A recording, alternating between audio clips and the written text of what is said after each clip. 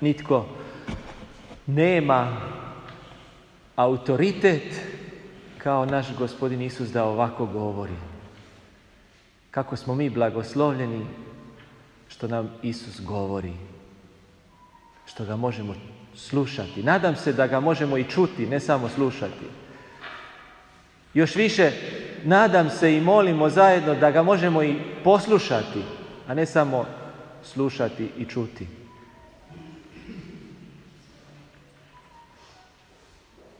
Ono što posjedujem, mene posjeduje.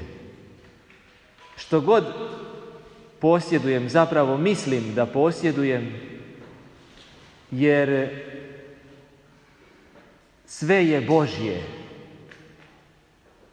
I ako ja pomislim da nešto imam mimo njega ili izvan njegove volje i zakona, izvan posluha njemu, to je već izokrenuto, uneređeno i za mene štetno. Još jednom, što god mislim da posjedujem, zapravo mene posjeduje. Kako onda? Je li to niječemo privatno vlasništvo? Ne.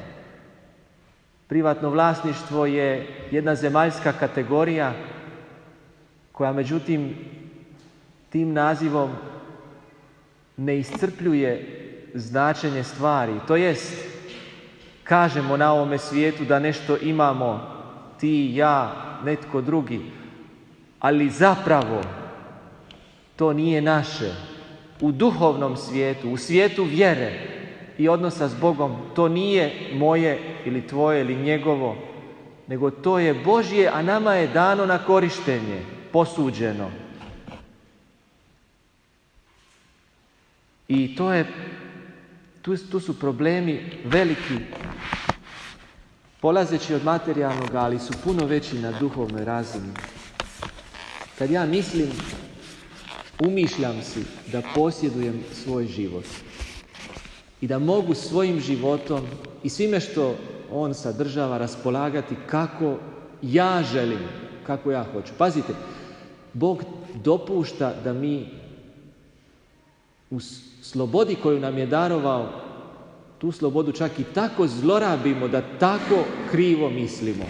Jer nas poštuje. Vidimo jeku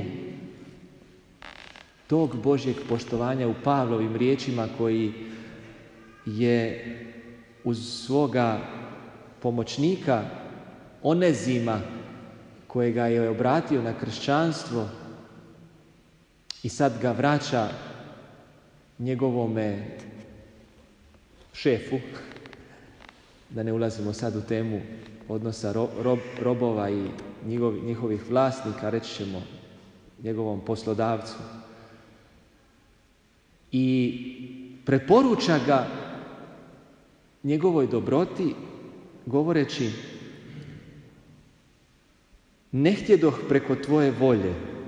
Dakle, htjedoh ga zadržati kod sebe, ali ne htjedoh preko tvoje volje, da ne bi tvoja dobrota bila od nevolje, nego od dobre volje. To jest, nisam htio bez da se ti složiš. Mogao sam stvoriti pritisak na tebe, mogao sam te uvjetovati, ucijeniti čak, sigurno to ne bi, ali i to ljudi rade. Ali nisam htio, zato da ti ne bi morao ništa raditi preko volje, zato što si prisiljen, nego zato što zaista želiš. Je tako Bog prema nama? Čeka da mi zaista želimo, da hoćemo, da od srca prihvatimo. A dok to ne učinimo, on poštuje i ono što loše radimo. Poštuje nas i kad loše radimo, čekajući da se osvijestimo. Evo, toliko je njegova ljubav i njegova dobrota, pa nas puštaju našim umišljajima da nešto imamo i podnosi to što mi s time krivo radimo. Iako nam to čini štetu, neko bi rekao, pa zašto to Bog ne spriječi? Zašto ga nije spriječio da ode ukrivo? Pa time bi ga potpuno degradirao. Time bi neizmjerno umanjio njegovo dostojanstvo. Time bi pokazao da mu zapravo i on i nije tako važan, da ga poštuje i cijeni samo donekle, a kad prigusti onda radi s njim što hoće. Ne, Bog nikad s nama ne radi što hoće, nego privlači nas, nuka nas, poziva nas da bismo mi prihvatili raditi ono što on hoće u svojoj volji ljubavi i još više dopustili njemu u svojoj slobodi da on onda u nama radi što želi, a ne da bi on u nama radio što hoće preko naše volje. I to je sva tragedija današnjega svijeta, što tu slobodu čovjek zloupotrebljava i vidimo što si je napravio. Do koje mjere to sve ide, kako izopačeno to sve postaje. Dođe ti da povraćaš kad vidiš što se događa. Mi posjedujemo vlastiti život. Uzet ću 2 primjera koja su vrlo aktualna. Moramo razmišljati na konkretnim primjerima zato što nas oni okružuju i ne smijemo dopustiti da se išta od stvarnosti s kojom se suočavamo istrgne iz konteksta evanđelja, jer to je odmah prokleto. To je odmah osuđeno na katastrofu. Zato ne možemo biti kršćani koji žive paralelni svijet sa današnjim svijetom. Mi se moramo suočiti što se s tim svijetom događa. Kao što su morali pobjeći iz Sodome i Gomore, suočiti se, odrediti se prema Sodomi i Gomori u vrijeme kad su ogrezli u krajnji nemoral, tako smo i mi danas u svijetu koji je ogrezao u krajnji nemoral i moramo se suočiti s njime, inače ako se nećemo suočiti, propast ćemo izgoriti zajedno s tim svijetom. Jedan primjer, umjetna oplodnja. Kažu roditelji, ne možemo imati djece, ajmo mi sada umjetna oplodnja. Možda ni ne znaju točno što sve to znači, ali doktor im savjetuje, pa to se tako može. O čemu se radi? Radi se o tome da čovjek polaže pravo na to da ima dijete, a uopće se ne pita je li to u skladu sa Božjim planom. Je li Bog to tako stvorio i vodi? Ili sam si ja umislio da ja mogu što god samo da bi došao do svog cilja, jer ja imam pravo, polažem pravo, smatram si, umišljam si, varam se da je to moj posjed, moje pravo. I na taj način otkidam, izdvajam iz zajedništva s Bogom taj jedan tako važni dio života, a to je odnos prema začeću, rađanju. Radi se o izdvajanju oplodnje iz bračnoga čina, iz zagrljaja bračne ljubavi, u kojoj je Gospodin jedino u svom stvoriteljskom predivnom planu osmislio da se život rađa. Ma to dijete koje se rađa u zagrljaju majčine i očeve ljubavi, ono već u tom činu začetka prima blagoslov te ljubavi i već tad osjeti, jer duša osjeća od prvoga časa da ima oca i majku, da ga oni ljube, jer je nastalo iz ljubavi. A mama i tata pod svaku cijenu hoće dijete, neće ga ni posvojiti, ne mogu prihvatiti da im je Bog ikakvu granicu stavio, čak i privremeno. Ne mogu ni čekati, nego mora dijete nastati u epruveti. Pa što će nastati više zametaka nego što se može implantirati u majčinu maternicu, nema veze. Ostaće ti embriji zamrznuti tamo u skladištu. Zamislite, život započinje začećem. Bilo da se ono dogodi pod majčinim srcem, bilo da se dogodi u nadobudnim i preuzetnim, bahatim liječničkim laboratorijskim pristupima. I to je život. Život u majčinoj utrobi raste, a onaj višak, kako je to ružno uopće reći, ali moramo reći, onaj višak zamrznut u frižiderima stoji tamo zarobljen. Zamislite koliko ima mučenika, nevidljivih mučenika u svijetu zbog bahatosti, samovolje i umišljaja da si možemo posjedovati to pravo da imamo dijete bez Božjeg blagoslova. Koja patnja, tiha patnja današnjega svijeta. Bog nas ljubi i Bog svakome proviđa što je najbolje. Moramo imati povjerenja u njegovu ljubav. Daće Bog dijete onako i onda kako je i kad je najbolje. ako i ne da, ima mogućnost usvajanja, ima mogućnost osmišljavanja života na drugi način, ali da je s Božjim blagoslovom. Ne možemo polagati pravo, jer otići će ukrivo sve.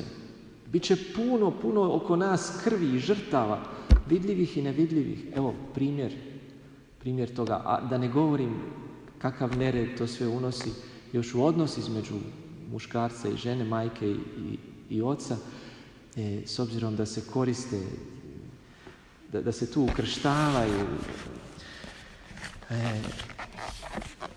jajne stanice i muške spolne stanice od drugih donatora i od nepoznatih i da se koriste majčine maternice iznajmljene za nošenje djece. To je sve takva bolesna trgovina postala da čovjek srce se para kad čuje što se događa.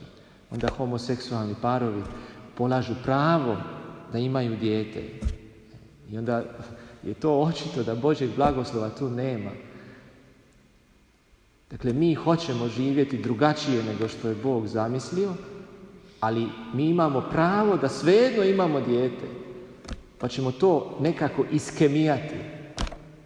Ma kakav blagoslov ima taj zametak utrobi jedne, recimo, homoseksualne partnerice koja živi u tom partnerstvu i koja je tim medicinskim kemijanjem primila začetak u sebi. To dijete treba oca i majku, treba njihov zagrljaj, treba blagoslov Božji od početka. Sve ono što mi nismo u blagoslovu dobili od kad smo začeti, ostaje duboku posljedicu na naš život. Mi toga nismo svjesni često. Ali ako nas majka i otac nisu ljubili od trenutka začeća i željeli, mi nosimo duboke posljedice, treba nam ozdravljenje od toga. A da ne govorim kasnije način odgoja u kojemu dijete ne vidi oca i majku, nego mu se kreira ozračje u kojem ono treba misliti da i ono treba poći tim putem.